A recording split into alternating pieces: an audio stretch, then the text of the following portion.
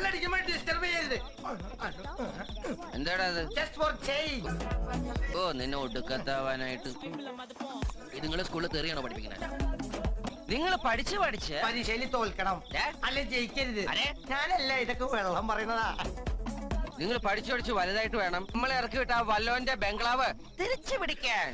ഇപ്പൊ ബംഗ്ലാവ് ഇരിക്കുന്ന പൊസിഷന് എന്താ ഒരു കുറവ്?